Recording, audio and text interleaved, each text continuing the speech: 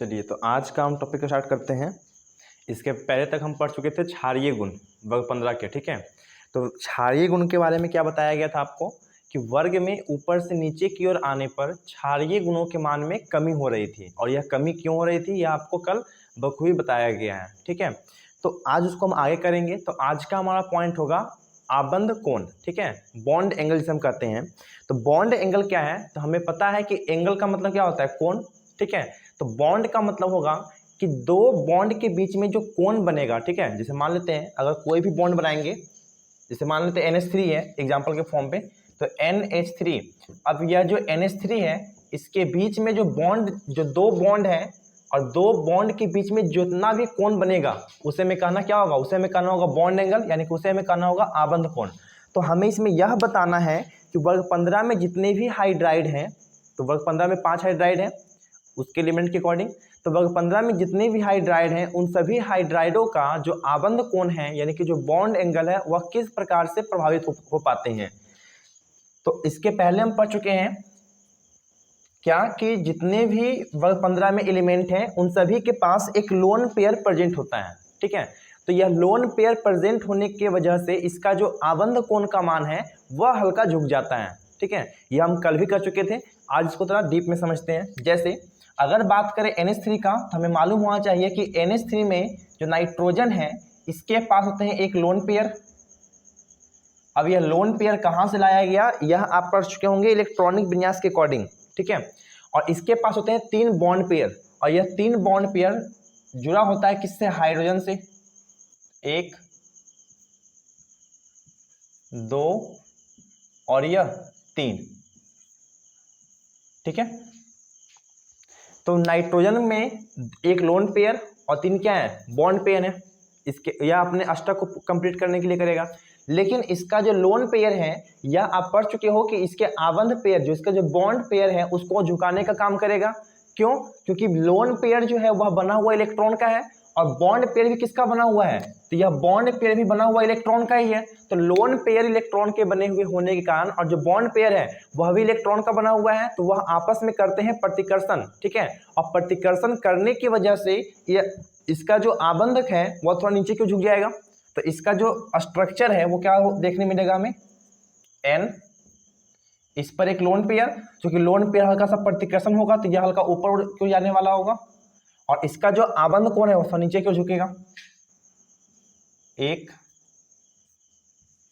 2 और यह 3। तो इसका जो बॉन्ड है वो हल्का सा झुक जाता है, जैसे आप देख सकते हो।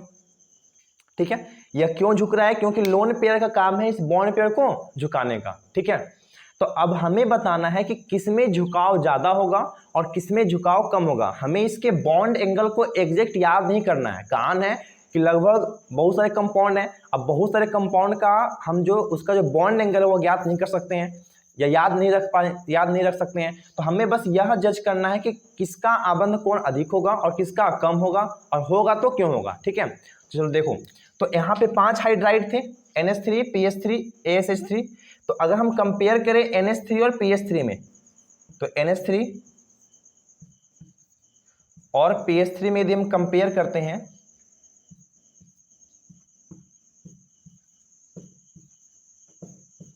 ठीक है, तो पहले आप यह बताओ कि इन दोनों एलिमेंट में से जो नाइट्रोजन और फास्फोरस है, इन दोनों एलिमेंट में से अत्यधिक विद्युत ऋणात्मक कौन है, नाइट्रोजन या फास्फोरस, बताइएगा। इन दोनों में से अत्यधिक विद्युत ऋणात्मक कौन होगा, नाइट्रोजन या फास्फोरस। तो यह आप पढ़ चुके हो कि इन दोनों में से अत्यधिक विद्युत ऋणात्मक जो है वह होगा नाइट्रोजन आपका। और जब नाइट्रोजन अधिक विद्युत ऋणात्मक है इसका मतलब उसका काम क्या होगा, तो वह जो है यहाँ पर इलेक्ट्रॉन का प्रभाव ज्यादा होगा क्योंकि विद्युत ऋणात्मक अधिक है। और जब नाइट्रोजन विद्युत ऋणात्मक अधिक है जिसके वजह से इसमें इलेक्ट्रॉन का प्रभाव क्या होगा, अधिक होगा।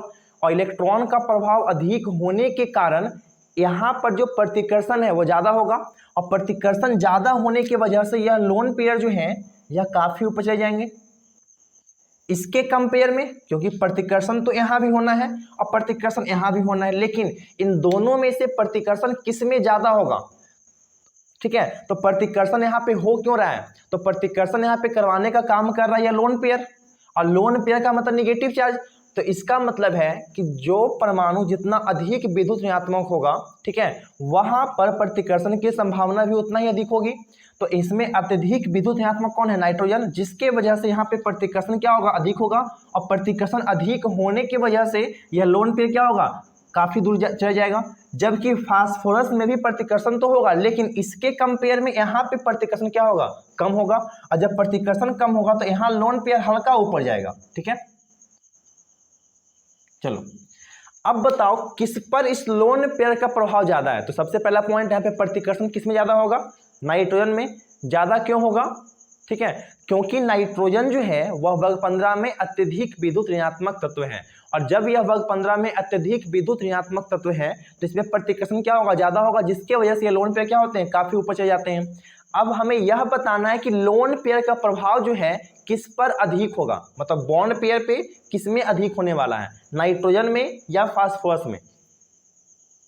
तो इसका जो लोन पेयर है तो काफी ऊपर चला गया है, जिसके वजह से यह नाइट्रोजन का जो बॉन्ड पेयर है जिसके साथ हाइड्रोजन जुड़ा हुआ है, इस पर यह अपना प्रभाव कम दर्शा पाता है, क्योंकि इसका जो प्रभाव होगा वह दूरी तो बढ़ चुका है और दूरी बढ़ने पे प्रभाव क्या होगा? कम जाएगा। ठीक है, अगर आप देखो यहाँ पर तो यहाँ पर क्या है? दूरी कम है और दूरी कम होने की वजह से इस पर प्रभाव क्या होगा? ज्यादा होगा। और जब इस पे प्रभाव ज्यादा होगा इसका मतलब यहाँ पे झुकाव भी क्या होगा? ज्यादा होगा। ठीक है, जैसे आप ऐसा समझ सकते हो, अगर यही क्लास हम पढ़ाते आप लोगों को क्लासरूम में, ठीक है, तो वहां पे आपको यह समझना 100% फिक्स था। कारण है कि वहां पे समझाने का काम मेरा रहता कि आपको किसी तरीके से मैं समझाना था। ठीक है, लेकिन अभी क्या होता है कि आप अपने डाउट को सही से पूछ भी नहीं पाते हो, लेकिन कोशिश रहता है कि आपको 100% समझा दिया जाए। ठीक है, वहाँ पे एक और समस्या होता है आपके साथ, वहाँ पर आप मतलब वहाँ पे एक सुविधा होता है हम लोग के लिए कि वहाँ पे आपको पीटने का भी चांस मिलता है या पिटाने का भी आपको मौका मिल जाता है, लेकिन यहाँ पे तो है नहीं वैसा। तो यहाँ पे है कि आप पढ़ो या ना पढ़ो, इसीलिए क्लास को आप टाइम पे देख लिया करो 10 से 1 के बीच में, उसके बाद इस वीडियो को डिलीट कर दिया जाएगा। ठीक है, तो यहाँ पे प्रतिकर्षण क्या होगा? ज्यादा होगा नाइट्रोजन में, और नाइट्रोजन में प्रतिकर्षण ज्यादा होने के वजह से यह लोन पेयर क्या होगा? काफी ऊपर जाएगा। और जब लोन पेयर ज्यादा ऊपर चला जाएगा तो इस लोन पेयर और बॉन्ड पेयर के बीच में गैप क्या हो चुका है? बढ़ चुका है। और यह गैप बढ़ने की वजह से इस लोन पेयर का प्रभाव इस बॉन्ड पेयर पे कम जाता है। ठीक है, और यहाँ पे देखो तो यहाँ पर भी प्रतिकर्षण हुआ था, जिसके वजह से लोन पेयर हल्का ऊपर गया। हल्का क्यों गया? क्योंकि नाइट्रोजन के कंपेयर में फास्फोरस जो है वह कम विद्युत ऋणात्मक होता है। और जब फास्फोरस कम विद्युत ऋणात्मक है, इसका मतलब यहाँ पे प्रभाव क्या होगा? थोड़ा कम होगा। लेकिन यह लोन पेयर ज्यादा दूर तो जा नहीं पाया, और जब लोन पेयर ज्यादा दूर नहीं जा पाया इसका मतलब है कि यह लोन पेयर इस बॉन्ड पेयर को आसानी से दबा सकता है, क्योंकि दूरी क्या है? कम है। और जब लोन पेयर और बॉन्ड पेयर के बीच में दूरी कम है, इसका मतलब यह लोन पेयर इसके ऊपर अपना पूरा प्रभाव डाल सकता है। लेकिन यहाँ नाइट्रोजन के पास क्या है कि लोन पेयर के बीच में दूरी बढ़ चुकी है, लोन पेयर और बॉन्ड पेयर के बीच में, तो दूरी बढ़ने की वजह से आप यहाँ पे देखोगे क्या कि यह लोन पेयर जो है इसका प्रभाव क्या होगा? कम जाएगा। और जब लोन पेयर का प्रभाव कम जाएगा तो यह अपने बॉन्ड को हल्का सा फैला सकता है। ठीक है, पूरा तो नहीं लेकिन हल्का फैला सकता है, क्योंकि यह लोन पेयर क्या थोड़ा ऊपर पहुंच चुका होगा। तो जब यह अपने बॉन्ड पेयर को हल्का सा फैला सकता है तो इसके बीच का बॉन्ड एंगल क्या होगा? ज्यादा होगा। लेकिन इसके कंपेयर में क्या होगा?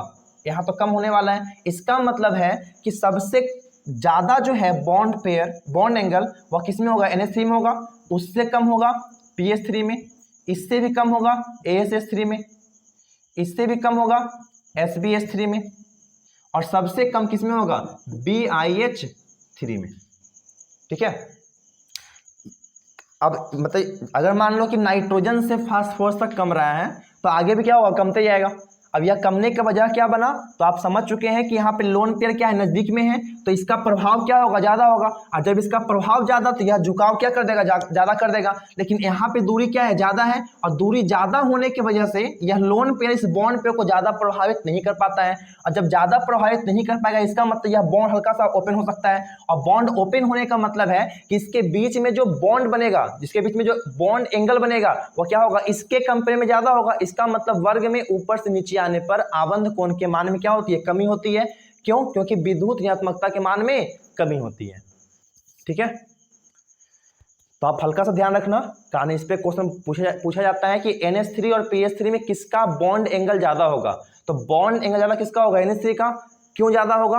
क्योंकि नाइट्रोजन जो है वह अत्यधिक विद्युत ऋणात्मक एलिमेंट है, इसी वजह से नाइट्रोजन का विद्युत ऋणात्मकता अधिक होने के कारण क्या होगा, इसका जो आबंध कोण है वो अधिक हो जाता है।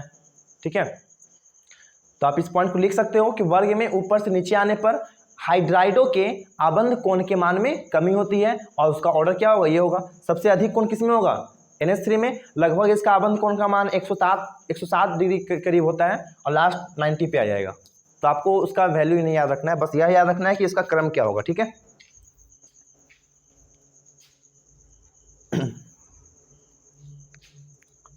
चलो अब इसके आगे हम देखते हैं हाइड्रोजन बंध के बारे में। ठीक है, तो इसमें एक पॉइंट आएगा हाइड्रोजन बॉन्ड। चलो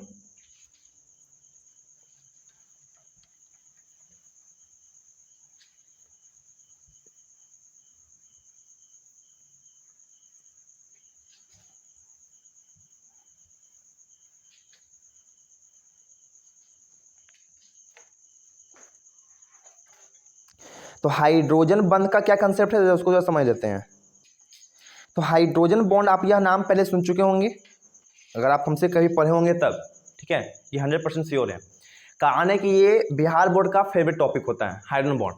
ठीक है, तो हाइड्रोजन बॉन्ड जो है वह वर्ग 15 में तो है 5 एलिमेंट, लेकिन हाइड्रोजन जो है, इसको आप कहीं नोट कर सकते हो कि हाइड्रोजन जब नाइट्रोजन के साथ, ऑक्सीजन के साथ या फ्लोरीन के साथ जुड़ जाएगा, ठीक है, जब हाइड्रोजन नाइट्रोजन के साथ कंबाइंड रहे, ऑक्सीजन के साथ कंबाइंड हो, या फिर जब यह नाइट्रोजन जो है अगर यह फ्लोरीन के साथ हो जाता है कंबाइंड, तो उस अवस्था में क्या होगा, हाइड्रोजन जो है हाइड्रोजन बॉन्ड का निर्माण कर सकता है।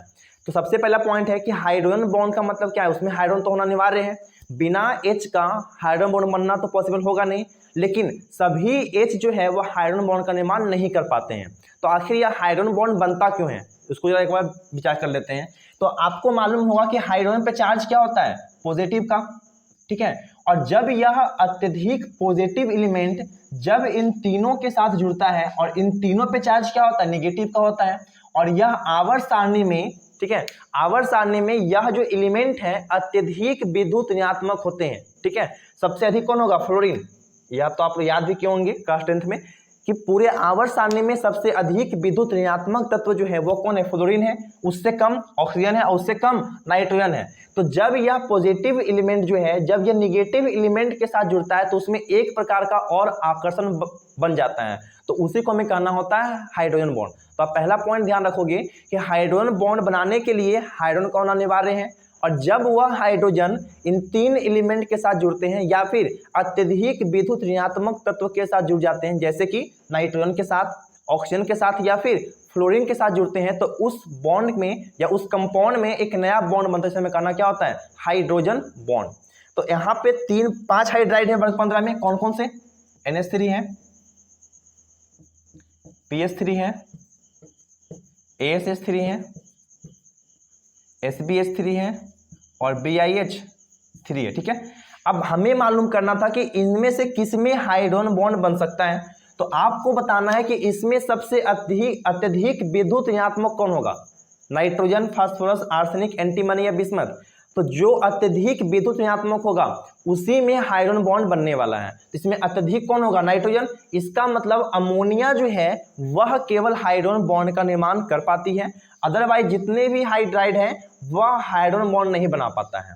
तो अगर आप चाहो तो इसको लिख सकते हो कि जब हाइड्रोजन अत्यधिक विद्युत ऋणात्मक तत्व जैसे नाइट्रोजन, फ्लोरीन या ऑक्सीजन के साथ जुड़ करके यौगिक का निर्माण करते हैं, जब हाइड्रोजन, थोड़ा स्लो चलना है ना, देखा, जब हाइड्रोजन नाइट्रोजन, ऑक्सीजन या फ्लोरीन के साथ,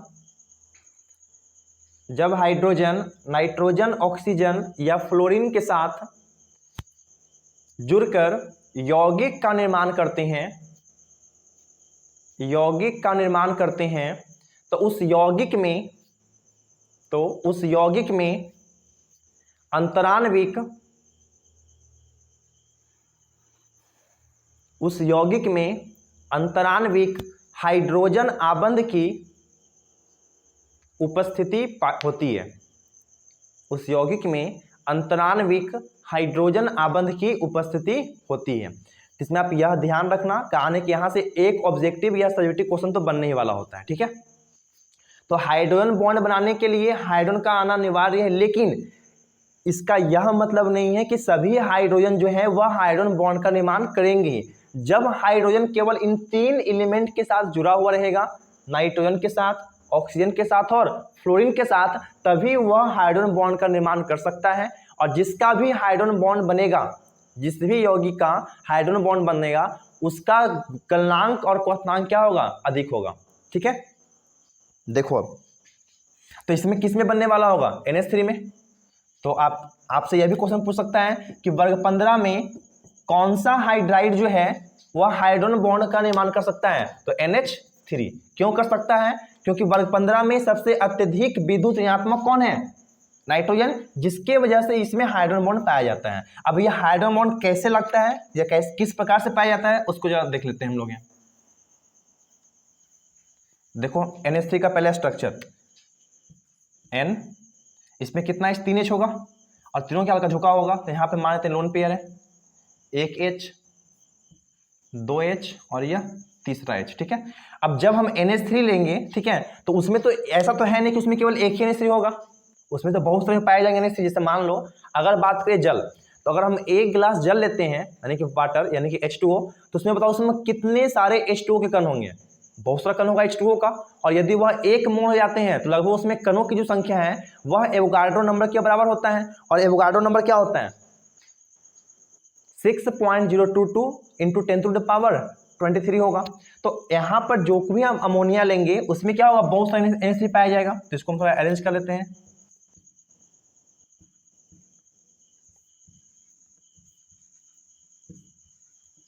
ऐसे और भी आगे मिल सकता है,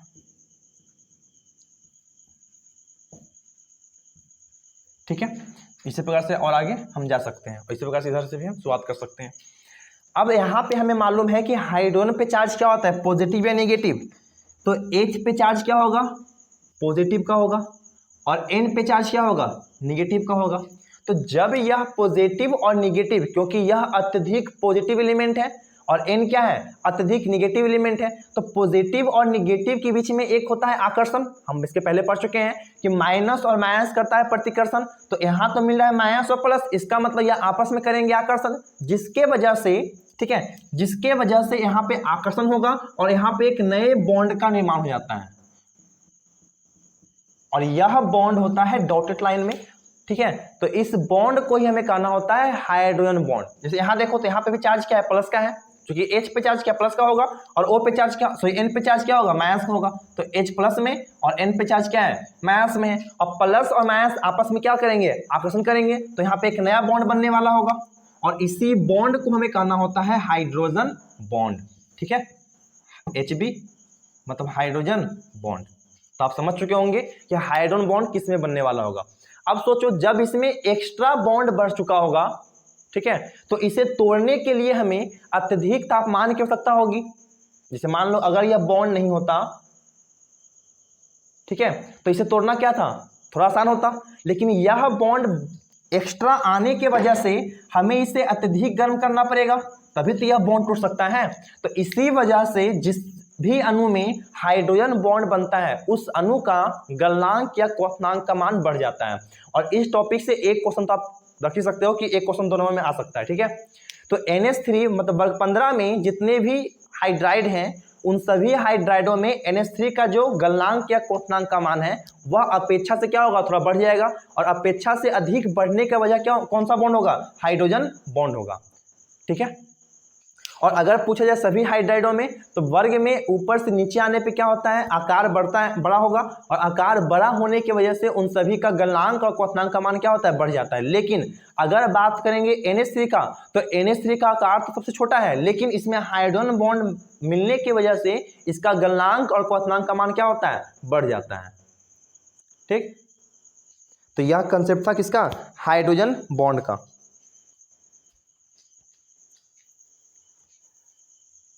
तो आप इसको लिख लेना, क्वथनांक और गलनांक लिखकर डैश दे करके, क्वथनांक और गलनांक डैश दे के लिखिएगा।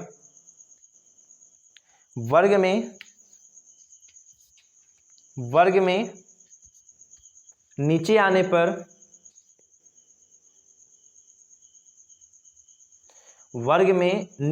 पर गलनांक तथा क्वथनांक के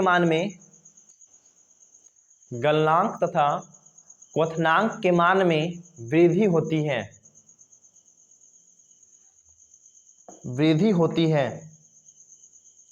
क्योंकि परमाणविक आकार के मान में वृद्धि होती है। परमाणविक आकार के मान में वृद्धि होती है। ठीक है, नीचे पॉइंट देख लिखिएगा। अपवाद में, अपवाद समझ में आता है ना। अपवाद का मतलब क्या है, जो उस ऑर्डर में फिट नहीं हो पाता हो। तो अपवाद में क्या होगा, NH3 का जो गलनांक और क्वथनांक का मान है वो कम होना चाहिए था, लेकिन इसका गलनांक और क्वथनांक का मान थोड़ा बढ़ जाता है, और उसका वजह कौन सा बॉन्ड है, हाइड्रोजन बॉन्ड है। नीचे अपवाद में लिखिएगा, अमोनिया मतलब NH3, अमोनिया का गलनांक तथा क्वथनांक का मान, अमोनिया का गलनांक तथा क्वथनांक का मान अपेक्षा से अधिक होता है, अपेक्षा से अधिक होता है,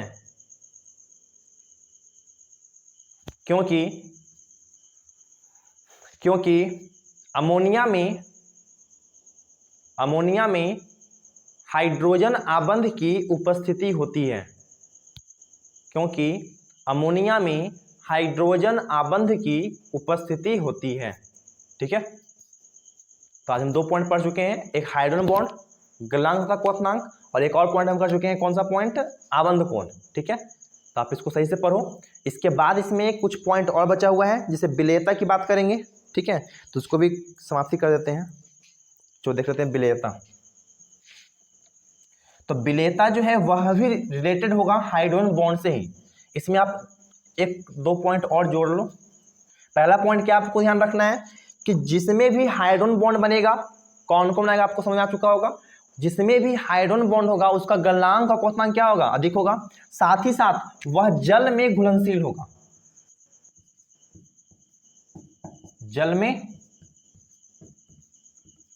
क्या होगा, घुलनशील होगा। ठीक है, तो जिस अणु में भी हाइड्रोजन बॉन्ड होगा वह अणु क्या होंगे, जल में घुलनशील होंगे। ठीक है, तो यहां पे एक टर्म आता है विलेयता, जो आप लोग पढ़े होंगे विलियन में, जिसमें हमको पढ़ाया गया होगा लाइक डिसोल्व लाइक, यानी कि समान समान को घुलता है, जिसमें पॉइंट आया होगा ध्रुवीय और अध्रुवीय के बारे में। फिलहाल आपको उतना नहीं ध्यान समझना है, अब बस आपको बताना है कि कौन सा हाइड्राइड जो है वह जल में अधिक विलेय होगा। ठीक है, तो आपका आंसर क्या होगा, NH3, क्योंकि अभी आप समझ चुके हैं कि जिसमें भी हाइड्रोजन बॉन्ड होगा वह जल में क्या होगा, घुलनशील होगा। अच्छा, एक बात और ध्यान दो, आखिर जिसमें हाइड्रोजन बॉन्ड होगा वह जल में घुलनशील ही क्यों होगा, क्योंकि जल का फॉर्मूला क्या होता है, H2O, और जब जल का फॉर्मूला H2O है, अब बताओ क्या इस H2O में हाइड्रोजन बॉन्ड प्रेजेंट है। तो हाइड्रोजन का मतलब H तो होना अनिवार्य, चलो H मिल रहा है, और जब इस H के साथ नाइट्रोजन, ऑक्सीजन या फ्लोरीन कोई भी एक प्रेजेंट होगा तभी उसमें हाइड्रोजन बॉन्ड होगा। और यहाँ पे देखो तो H2 के साथ क्या मिल रहा है, O, मतलब यहाँ पे ऑक्सीजन प्रेजेंट है, इसका मतलब H2O में भी हाइड्रोजन बॉन्ड है।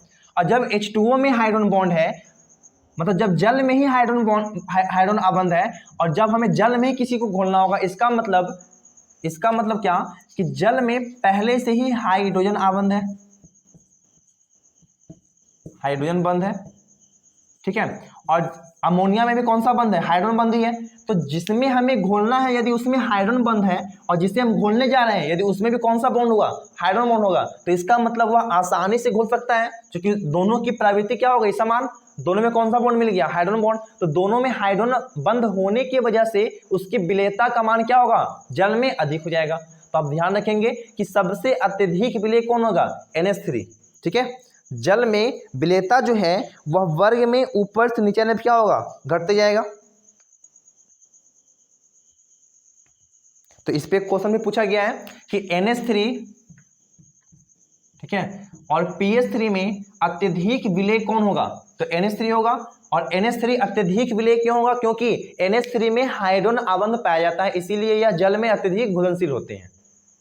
ठीक, तो आज का पॉइंट यहीं तक। अच्छा, आप आज क्वेश्चन लिखो आप लोग, ठीक है। और उस क्वेश्चन को बना के सेंड करना। क्वेश्चन लिखिएगा। पहला क्वेश्चन लिखो, निम्नलिखित का इलेक्ट्रॉनिक विन्यास लिखें।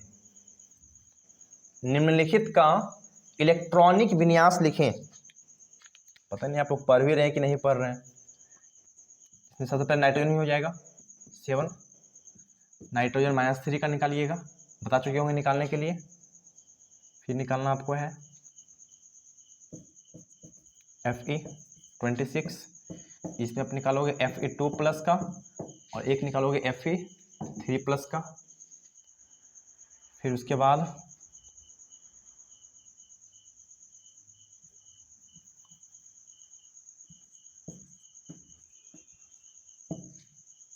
Oxygen 2- calcium 22+। आप इन सभी का इलेक्ट्रॉनिक विन्यास निकालिएगा। अच्छा, एक इसमें लिखना कॉपर का, बड़ा कॉमन है 29, ठीक है। इसको पॉज करके लिख लो आराम से। चलो लिखना अब अगला क्वेश्चन। NH3 का क्वथनांक, NH3 का क्वथनांक अधिक होता है, NH3 का क्वथनांक अधिक होता है क्यों? NH3 का क्वथनांक अधिक होता है क्यों? ठीक है, फिर लिखिएगा।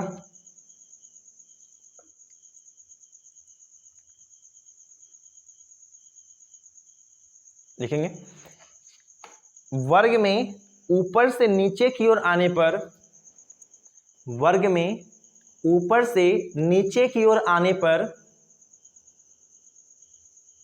क्षारीय गुणों के मान में, वर्ग में ऊपर से नीचे की ओर आने पर क्षारीय गुणों के मान में कमी होती है क्यों? ठीक है, क्षारीय गुणों के मान में कमी होती है क्यों? चलो, तो आज हम यहीं तक रखते हैं। इसके आगे हम पढ़ेंगे नेक्स्ट कल के क्लास में, ठीक है। तो आप इसको बना करके सेंड कीजिएगा।